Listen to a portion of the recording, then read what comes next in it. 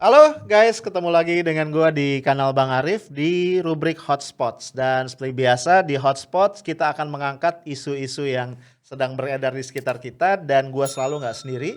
Selalu ada narasumber yang akan gua ajak ngobrol tentunya dengan asik tapi santai ya. Dan karena kita akan membahas tentang vonis yang sudah dijatuhkan hakim kepada Habib Rizik Syihab dalam dua kasus yaitu kerumunan di Petamburan dan Megamendung, maka bersama gue sudah hadir seorang pakar hukum dan hak asasi manusia dari Universitas Indonesia yaitu Pak Heru Susetyo SH LLM MSI PhD. Ini gelarnya panjang ya, jadi gue harus hati-hati banget. Gue sapa dulu ya, Pak Heru. Assalamualaikum. Waalaikumsalam Bang Arif, apa kabar? Alhamdulillah sehat. Pak Heru sehat ya? Sehat, Alhamdulillah. Ya, terima kasih Pak Heru sudah bersedia kembali join di kanal Bang Arif karena kita mau ngobrol-ngobrol persoalan hukum nih, Pak Heru. Nah, ini langsung aja ya Pak Ya, Heru Bang ya. Arif. Iya, kita langsung aja nih, Ya, baru aja keluar vonis terhadap 2 dari 3 kasus yang dialami oleh Habib Rizik Syihab. Kan kalau kita flashback ada 3 ya Pak ya. Pertama adalah kerumunan Petamburan, ya kemudian betul. kerumunan Megamendung, dan satu Hmm. lagi adalah kasus penyembunyian hasil tes swab di Rumah Sakit Umi. Kita bahas yang 2 dulu nih Pak, karena Ya, sudah keluar vonisnya. ya. Saya ingin dapat pandangan umum dulu dari Pak Heru mengenai vonis yang keluar ini. Menurut Bapak sebagai pakar hukum nih, cukup make sense nggak Pak? Vonis yang diberikan hakim? Ya, terima kasih Bang Arif atas pertanyaannya dan memang ini satu kasus yang agak unik ya.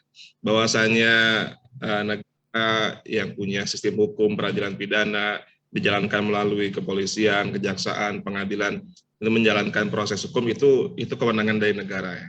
Mhm. Tapi kemudian ketika yang tidak semua kasus pelanggaran protokol kesehatan kemudian dipidana atau dikriminalisasi, ini kemudian persoalan yang lain, ini jadi masalah ya. Karena Mhm. sepertinya baru cuma ini berujung ke pengadilan, yang lain-lain mungkin selesai di level Satpol PP dengan denda ataupun dari pemerintah setempat, pemerintah provinsi, daerah, kabupaten, atau kadang ada yang cukup dari minta maaf saja ya, minta Mhm. maaf atau pesta kerumunan, pernikahan, tiba-tiba datang Satpol PP ataupun polisi membubarkan, ya kemudian selesai secara adat, ya udah kami bubar, kami nggak akan melawan, kita nggak akan menyelenggarakan pesta lagi, dan sudah begitu aja. Tidak ada Mhm. proses hukum yang lain, bahkan ada denda ya. Jadi sangat tergantung dengan kebijakan Pemda setempat ya. Karena mereka menggunakan undang-undang karantina kesehatan tahun 2018, juga undang-undang wabah ya, tahun 1984. Dan memang hanya ini kasus yang berujung di pengadilan nih Bang Arif. Jadi memang itu yang jadi pertanyaan para pengamat hukum juga gitu. Ada apa yang terjadi sehingga harus berujung ke pengadilan pun juga bukan di lokus delikti ya.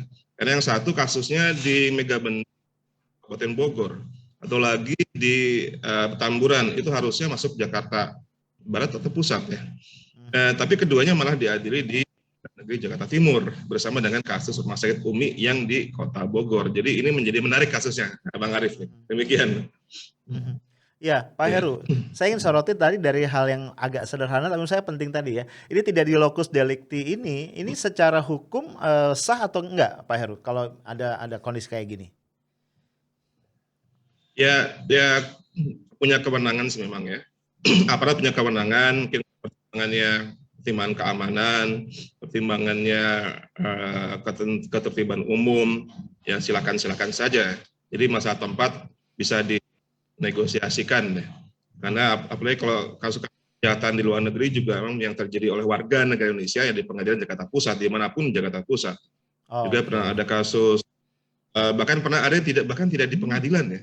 Kasus persidangan terhadap Abu Bakar Bashir sekitar 15-20 tahun lalu berlangsung bahkan di Kementerian Pertanian. Karena alasannya keamanan, karena Mhm. khawatir kalau di pengadilan akses keamanannya kurang baik sehingga diadakan di auditorium pertanian. Jadi ada pertimbangan-pertimbangan itu yang jadi pertanyaan adalah apakah memang cukup deliknya memang memadai untuk kemudian berlanjut ke proses hukum berupa persidangan begitu Bang Arif. Karena Mhm. cuma ini kasus yang ya, selebihnya saya tidak mendengar.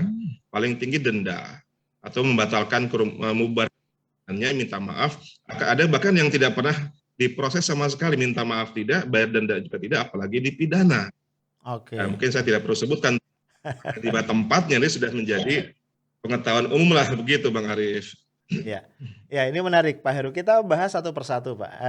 Kalau kita lihat yang pertama divonis kan yang Mega Mendung nih Pak ya, dan itu tidak ada pidana penjara. Hakim cuma menjatuhkan denda 20 juta dan kemudian subsidiar 5 bulan kurungan. Nah kalau Pak Heru sebagai pakar hukum melihat apakah pertimbangan-pertimbangan hakim ini cukup untuk menjatuhkan hukuman tadi Pak Heru? Ya, pada akhirnya memang hakim tidak bisa menemukan apa pasal ataupun delik yang cukup untuk menjeratnya dengan dengan pidana penjara ya. Akhirnya terjerat dengan pidana yang berupa denda ya. Karena kalau kita lihat, saya lihat kalau di pasalnya deliknya dia tuntutan dari jaksa. Di dakwaan, nah ada dakwaan ada tuntutan ya. Tuntutannya ketika sebelum menjelang putusan. Ya. Untuk kasus Mega dikenakan pasal 93 Undang-Undang Karantina Kesehatan. Kemudian pasal 14 ayat 1 Undang-Undang Wabah Penyakit Menular tahun 84 Undang-Undang Lama. Pasal 216 ayat 1 KUHP. Jadi ada 3 pasal yang dikenakan. Memang ini pasalnya pasal-pasal yang ancaman pidana tidak terlalu berat ya. Tidak terlalu berat. Sementara yang paling berat itu Rumah Sakit Umi, itu yang paling berat ancaman hukumannya. Ancaman kedua terberat ada pada Tamburan, karena dikenakan pasal 160 KUHP, kemudian pasal 82 ayat 1 junto pasal 59 ayat 3 huruf C dan Undang-Undang Ormas yang kemudian di Perpu tentang Ormas kemudian jadi undang-undang pada tahun 2016 ya.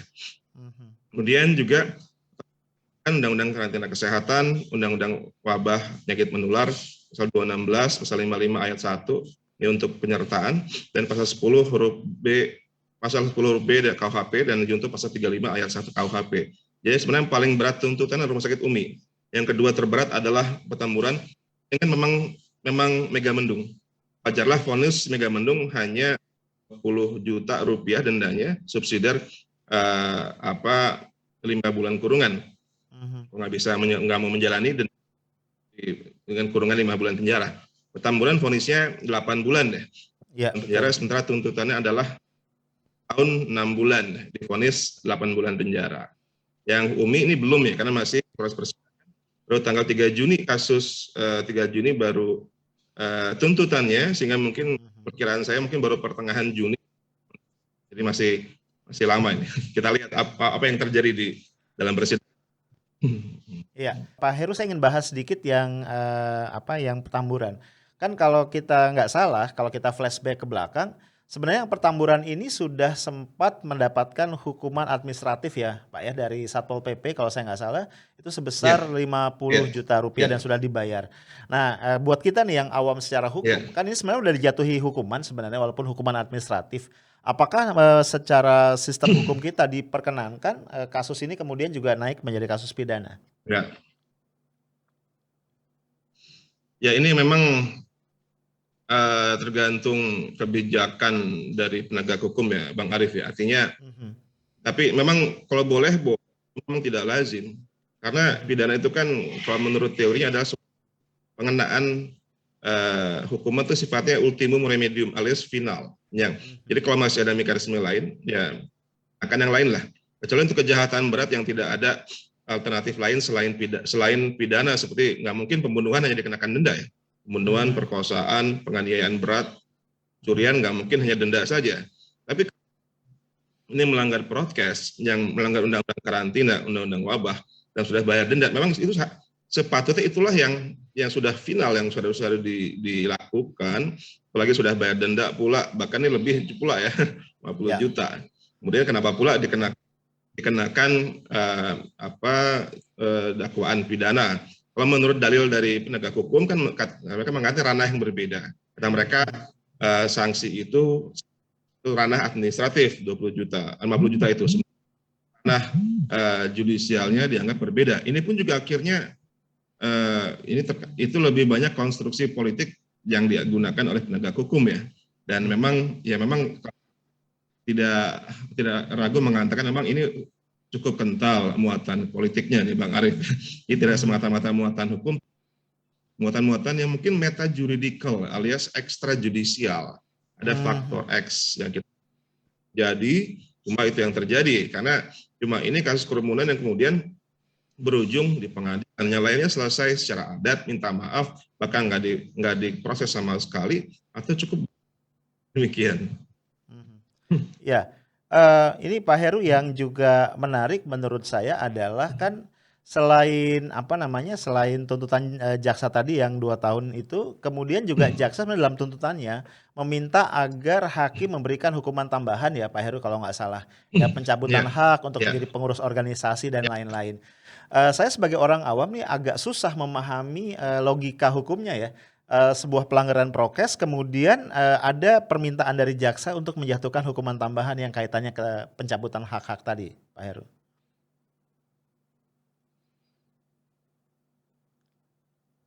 Terima kasih Bang Arief.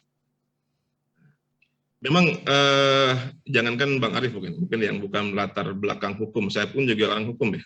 Saya jadi advokat sudah 42 tahun, jadi dosen sekitar 25 tahun. Saya pun masih bingung nih. Masih bingung nih apa yang terjadi. Karena memang kalau untuk kerumunan di Megabendung yang hanya ada dakwaan untuk tiga delik yang digunakan, yaitu pelanggaran Undang-Undang Karantina Kesehatan, Undang-Undang Penyakit Menular, dan pasal 216 ayat 1 KUHP merintangi penyelidikan dan sebagainya. Sementara untuk petamburan ini ada bonus tambahan pasal 1 KUHP terkait dengan penghasutan. Kemudian bonusnya lagi pasal 81 junto pasal 59 ayat 3 huruf C dan Undang-Undang Ormas. Juga juntonya lagi huruf B KUHP junto pasal 35 ayat 1 KUHP itu tentang hukuman pokok, yaitu misalnya hukuman penjara. Jika ada hukuman di KUHP pasal 10 diatur ada hukuman pokok, hukuman tambahan. Juga ada lagi tambahan hak tertentu.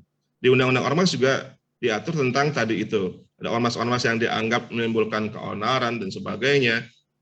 Itu juga bisa sampai level pelarangan ya. Pelarangan di KUHP juga sampai pencabutan hak-hak organisasinya gitu. Jadi ini memang yang logika hukumnya memang bisa saya katakan memang ya apa ya? ini lebih dari yang terjadi. Jadi satu kasus kerumunan di Petamburan memang sepatutnya memang cukup dikenakan denda saja. Cuma ternyata ada pasal satu dengan penghasutan walaupun kemudian itu sulit dibuktikan ya, terbukti bahwa vonisnya 8 bulan ya. Sulit dibuktikan pasal penghasutannya. Tapi ketika ada bonus pencabutan hak berorganisasi, kemudian termasuk juga ini kemudian menjadi apa ya? Kalau ada istilah vonis ultra petita, artinya memberikan sesuatu lebih daripada yang didakwakan. Ini mungkin dakwaannya ultra petita ya, dakwaan yang disebut ultra petita. Jadi lebih apa yang terjadi begitu, lebih luas dari apa yang terjadi. Ini yang seperti itu ya. Jadi memang akhirnya membuat mungkin pihak jaksa penuntut umum jadi akhirnya harus bekerja keras ya untuk mengumpulkan data, fakta, dan sudah berlangsung pengadilannya ternyata akhirnya sulit dibuktikan juga ya. Akhirnya vonisnya 8 bulan penjara. Sementara yang lainnya menghubungkannya ataupun bahasa sekarang merelatekannya dengan Undang-Undang Ormas dan Undang-Undang KUHP tentang pencabutan hak tertentu. Ini yang kemudian juga akhirnya dalam tanda kutip bahasanya dipaksakan. Demikian Bang Arief.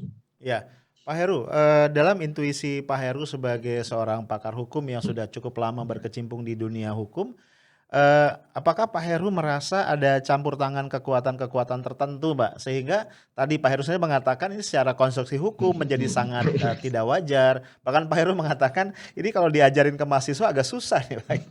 Nah, apakah Bapak menurut intuisi Bapak sebagai pakar hukum ini ada faktor-faktor ekstrayudisial yang terlibat, Pak? Ya, saya tidak ragu mengatakannya. Iya, ada apa ya? Ada istilah mungkin invisible hand, ada tangan siluman ya, kita nggak tahu gitu. Jadi ini nggak semata-mata masalah legal formal, tapi juga ada persoalan yang meta juridikal yang memang beyond the law. Dan ini mungkin bukan hanya pada zaman ya. Kalau kita tahu pada zaman Bung Karno, zaman Pak Harto pun juga sama. Pengadilan tidak semuanya menggunakan pendekatan hukum ansih, pendekatan hukum semata-mata, tapi juga pendekatan politik pula gitu ya. Nah, mungkin artinya dekat dengan kekuasaan, mana yang dimusuhi oleh kekuasaan, siapa oposisi, siapa yang harus diselesaikan atau dikebiri, hak-hak itu sudah terjadi sejak orde lama. Jadi saya kira saya melihat sih nggak ada yang baru, cuma mungkin berbeda aktor saja. Berbeda aktor, berbeda pemain, namun pendekatannya sama. Karena hukum kan memang produk politik ya. Untuk produk politik sehingga hukum tidak sepenuhnya mencerminkan suatu keadilan yang sifatnya substansial. Itu juga sangat dipengaruhi oleh sosial politik yang dianut oleh penguasa atau kekuasaan yang sedang eksis ya. Itu pernah diangkat juga oleh disertasinya Pak Mahfud MD ya. Beliau pernah buat disertasi dengan politik hukum bahwa karakter produk hukum itu sangat terpengaruh oleh oleh karakter politik yang sedang eksis pada saat tersebut.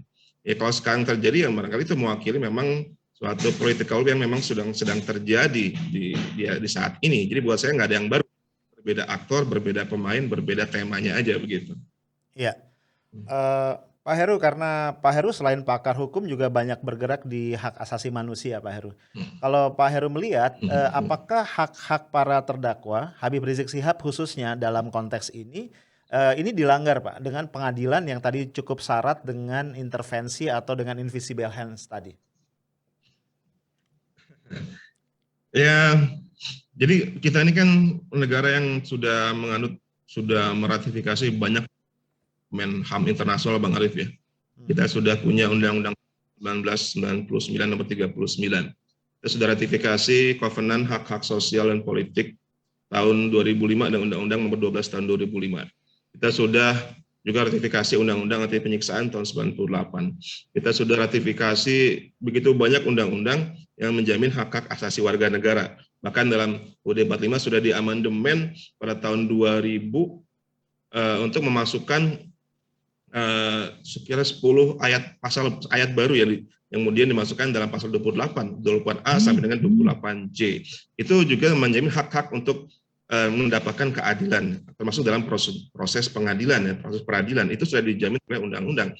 Jadi saya kira kalau dari segi pasal, ayat itu udah nggak ada keraguan, sudah sangat banyak. Jadi landasan hukum bahwa orang itu tidak boleh di-abuse hak-hak hukumnya, karena apalagi kita mengandung prinsip presumption of innocence, asas praduga tidak bersalah, harus berlaku secara sama. Nah, dalam kasus HRS ini, Habib Rizik ini saya melihat memang pertama negara punya kewenangan memang untuk melakukan investigasi, melakukan penyelidikan, melakukan proses hukum, namun juga tetap harus berlandaskan tadi due process of law yang benar-benar imparsial, yang benar-benar mengedepankan justice, keadilan, imparsial, juga fairness.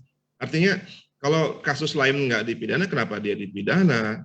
Kalau kasus lain tidak diproses, kenapa dia diproses? Kan dia sudah juga melaksanakan denda, membayar denda dan sebagainya macam. Yang lain cukup selesai dengan minta maaf, kenapa dia tidak selesai dengan perbuatan yang di luar hukum? Itu yang kemudian jadi pertanyaan ya Bang Arif ya. Dalam proses hukumnya tentang pemenjaraan ataupun bukan penjara, penahanan, kemudian proses hukum sebagainya, saya kira termasuk kemudian kemarin jadi sempat ribut juga ketika persidangannya sempat online. Dan online ini kan karena online ini memang kita memahami ada masalah protokol kesehatan ya, namun juga menjadi tidak fair ketika yang lainnya bisa offline sementara sang terdakwanya online. Karena terus terang beda dengan offline ya.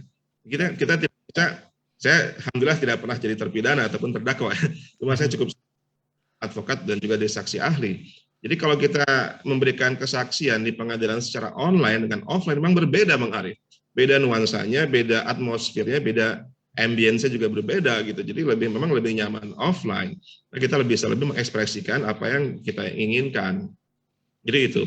Jadi ada beberapa hak-hak yang mungkin dilanggar ya. Termasuk mungkin jumlah advokat yang dibatasi. Mungkin saya setengah memahami kalau alasan karena ketertiban, karena masa beliau cukup banyak dan juga pendukungnya banyak dan juga alasan protes saya bisa memahami. tetapi juga jangan terlalu berlebihan juga ya. Karena bagaimanapun beliau punya hak hukum nih. Kita mengenai prinsip presumption of innocence, praduga tidak bersalah. Ya, orang tidak boleh dia sebagai tersangka, terdakwa, terpidana dan tetap punya hak yang harus dihargai oleh hukum pidana di negara ini. Demikian, Bang Arief. Dan jaksa belum mengeluarkan tuntutannya.